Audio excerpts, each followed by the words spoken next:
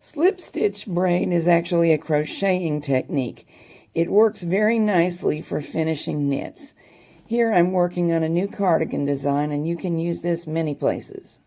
This is the lower edge of the sweater. In this case, it was knitted top down, so you're looking at the bind off. But the operation would be the same if we were looking at the cast on. That doesn't make any difference to the project. You can see how incredibly roly-poly it is, which is not the look that I had in mind here. So we're going to try a slip stitch hem to straighten that out.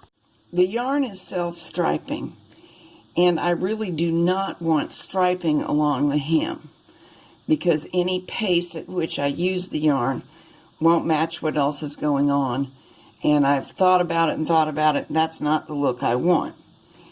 So we're purposely using the odds and ends of the self-striping yarn, but starting them in different positions in the color repeat, so we'll get more of a random tweedy blend. And I'm using 3 strands together because what's needed here is some weight to keep that rolling from occurring. I'm going to be attaching the band here, so I won't start with the first stitch. I'll push my tool behind the second bound off or cast on, if that's the direction stitch, and pull up the slip knot that's already, well, the loop from the slip knot that I already made. Now, I've tested for this one and decided that the pace at which I want to stitch is into every other column. So that's very easy. I'll skip going behind this hole in the bind off, go into this one.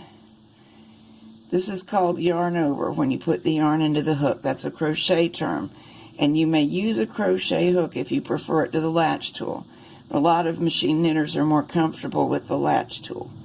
Skip a hole, push through, yarn over, pull through a loop. Now here's where you may prefer the latch tool. It allows you more leeway about how much slack you pull into the yarn, and it takes some feel. I don't believe I got enough slack into that first stitch.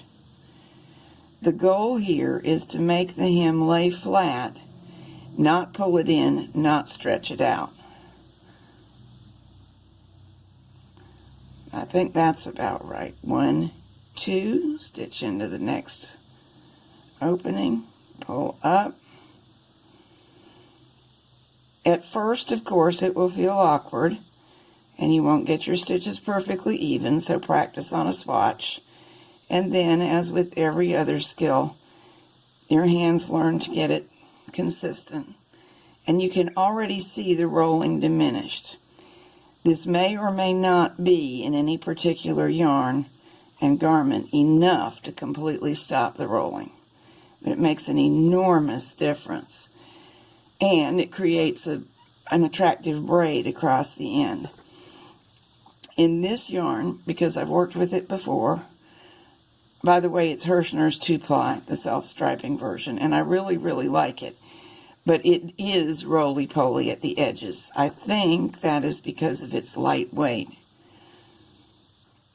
It's a very, well, all acrylics are similar, and it is an acrylic, but it's brushed and lightly spun, and that gives it a different character than, say, an acrylic dress yarn that's tightly spun and smooth. So I'm going to go all the way around doing this and then see what else is needed, as I suspect I may need a second row of braid or some steam or both. One reason to use the latch tool instead of a suitably sized crochet hook is the difficulty of getting the crochet hook through the fabric. You can see the latch tool goes very easily, and the crochet hook, not so much. You can do it, but it really stresses the stitch area. So use whichever you like, but that is a thought. Rolling is reduced, but as I suspected, not stopped. And although I'm perfectly willing to use steam, I don't want to kill the garment with steam. So let's do this. Chain 1. That means make 1 chain stitch that doesn't attach to anything. so as to turn. I want my yarn supply back on my side. Now, into the last, or actually now it's the first chain stitch available to me. I'm working another row of chain stitches, aka slip stitches, moving in this other direction. Now this time, take note, I am only going through the existing chain stitches made on the last row. I am not going through the edge again. So there, between my thumbnails, is the bind off, and it's falling there because I'm making a new row of chain stitches. The first one faced the other way, and it has a feel to me as though this is going to do the trick. By the time this pattern comes out, the details will be all worked out for this design. But you need to be aware, if you go to use this technique, and I think it's a really good one, that you will have to play around with the details for each individual design and yarn. For example, where I found that 3 strands of yarn, oh, I'm liking that. But 3 strands of yarn made the right size and tension of chain stitch working into every other stitch. At some other time, it could be into every 3rd stitch, or 2 strands of yarn could be better, or even 4. So be prepared to fool around with your swatches and have a good time. One of the nice things about this technique, though, is that you can do this hand finishing in your lap while you're taking care of something else, such as babysitting or making sure your baked goods don't burn. You don't have to be at the machine making noise for the whole time.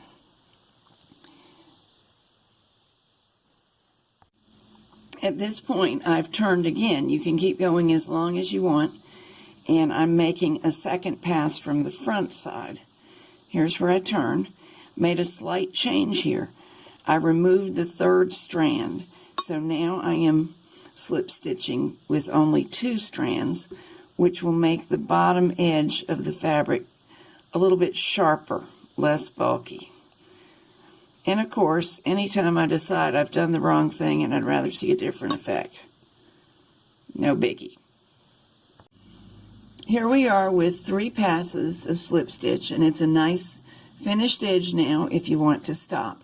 It will still need a little steaming. It's not hanging perfectly straight, but I think it would work fine. And on many garments, this would be more than enough. But I've decided to continue, work one more pass, this time of single crochet worked into the back, and much tighter single crochets, 2 into each of the slip stitches. Let me show you how that works. Here's my tool. Looks like my last stitch came out while I was talking to you. Okay. Let's be very clear about where we're working into. This was the last row of slip stitches. So I'm going to work under the loop nearest to me, single crochet twice, move on to the next slip stitch, which is this one, work under the loop nearest to me, single crochet twice. Now this is how I am doing it. There is no law that says you can't work into something else. You'll get a different effect, of course, but you may enjoy fooling around with this once you get comfortable with the technique. If you don't know how to single crochet, it's easy. I'll go over it quickly here, but be aware that I have an entire playlist on crochet stitches into knits, including not only how to make them, but how to match them up to knits. Insert the tool, yarn over, that's get it into the hook, and with the crochet hook there's more of a wrap using the latch tool, it'll grab it itself. Pull up a loop, yarn over, pull through 2 loops. Insert the tool, yarn over, pull up a loop, yarn over, pull through both loops. Insert the tool, yarn over, pull up a loop. But that first pull up a loop, we leave the existing stitch on the tool, yarn over, pull through both loops. Very easy. Takes practice to get your stitches even, but once you've learned it, there's nothing to it. And if you ever decide you think a stitch is uneven, just pull it out, do it again, no harm done.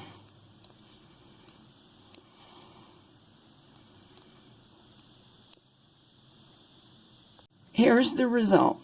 Every pass that we make with this tripled and then doubled yarn adds some weight to the edge, and that helps with the rolling issue. Also, by tightening the edge using smaller stitches and less yarn, we get a sharp, firm edge, less likely to catch on things, which is something I'm bad about doing, so it'll wear longer, and a little bit slimmer of a line, so it should be more flattering to most people to wear around the hip area. You may use this trim on any number of garments, but here's the one that I was working on. It's called Stupendous Stripes for obvious reasons. It's using Hirschner's 2-ply, the self-striping one. It knits very nicely on mid-gauge and standard machines, and the pattern will appear in Country Knitting and Maine News and Views in 2019. The sleeves get their unusual look from being knitted sideways. It's not very hard to do, but it's unusual, so I've made you a video on that too. Same for the piping that serves as a cardigan band. It has its own video, and you can use it on quite a lot of cardigans.